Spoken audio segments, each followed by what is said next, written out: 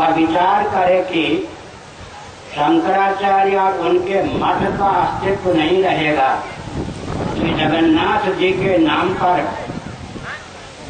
उन शंकराचार्य के मठ को टुकड़ दिया जाएगा जिन्होंने अपने चिन्मय कर कमलों से जगन्नाथ जी को प्रतिष्ठित किया। तो भारत भारत रहेगा, तब तो अंग्रेज ही पुनः छदवर डंके की तोड़ से तो शासन कर रहे हैं, फिर भारत में छा जाएंगे। इसलिए यहाँ के मुख्यमंत्री जो माननीय मुख्यमंत्री हैं, भगवत कृपा से उनको सद्बुद्धि प्राप्त हो और उन्हें परामर्श देने वाले मुख्यमंत्री को गड्ढे की ओर गर्त की ओर न ले जाए। शंकराचार्य के मठ की ओर कुदृष्टि से देखा अगर यहाँ की सरकार ने या केंद्र की सरकार ने रसातल में फेंक देंगे इनको, समझ गए ना। तभी तक किसी शासन की खैरियत है जब तक वो परंपरा प्राप्त आचार्य और संतों से टकराता नहीं है, समझ गए। शंकराचार्य से टकराने का अर्थ है रसातल में शासन को जाना।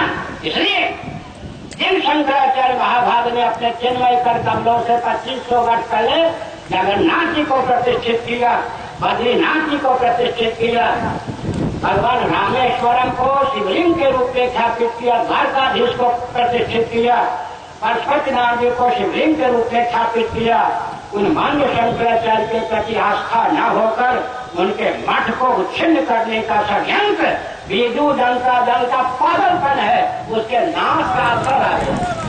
मैं किसी राजनीतिक दल का नहीं हूँ, चाहे प्रधानमंत्री हो या मुख्यमंत्री हो या विश्व की कोई भी शक्ति हो, शंकराचार्य के मान्य पीठ को और शंकराचार्य को तिरस्कृत करने का जो प्रयास करेगा रसातल में जाएगा, समझ गए।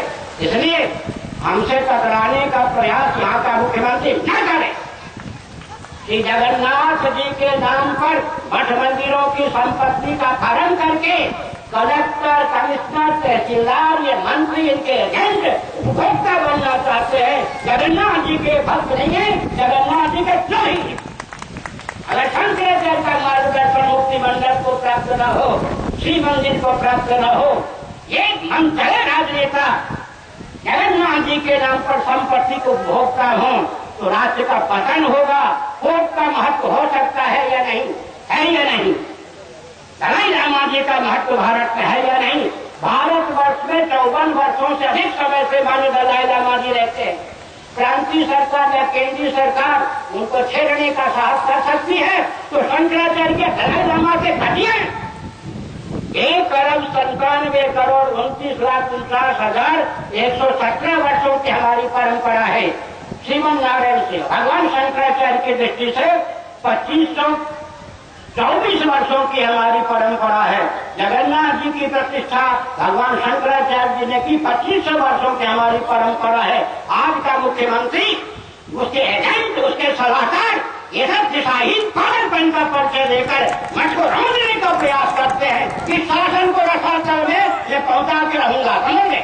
चाहे भाजपा हो, कांग्रेस हो, कोई भी दल हो, शंकराचार्य के मठ को, शंकराचार्य को अगर गिराने का प्रयास करता है उसे रसातल में पहुंचाना हमारा दायित्व है। शासकों पर शासन करना हमारा दायित्व है। मैं अवसर देता हूँ यहाँ के मुख्यमंत्री को, श्री जगन्नाथ मंदिर में अनावश्यक हस्तक्षेप न कीजिए।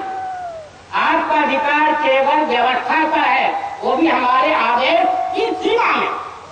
आप हम पर आदेश नहीं कर सकते, आप पर हमारा आदेश लागू होता है। माननीय उच्चतम न्यायालय का निर्णय है, शंकराचार्य का मठ सुव्यवस्थित है, उस पर धर्मनिरपेक्षता का कानून लागू नहीं होता। ये मठ भगवान शंकराचार्य के द्वारा प्रदर्शित नियम के अनुसार चलेंगे। श्री मंदिर पर राजा का अधिकार नहीं, श्री मंदिर पर समझे राजा का अधिकार नहीं है। अभी गणपत जी को अवसर प्राप्त है तो सरकार को कह दें, अगर शंकराचार्य के मठ का अपहरण किया, उसे नष्ट करने का प्रयास किया, हम चेयरमैन के पद से त्याग पत्र देते हैं। अगर गणपत जी ऐसा नहीं कहते हैं तो माना जाएगा जो भी शासन तंत्र के अनुकूल होकर मठ के विध्वंस में सहभागिता का परिचय दे रहे। कोई राजा हो या बादशाह हो, शंकराचार्य से टकराकर किसी की खैरियत नहीं है। इसलिए ब्रह्म तेज सब प्रभु का तेज है, जो हमसे टकराता है वो नष्ट हो जाता है।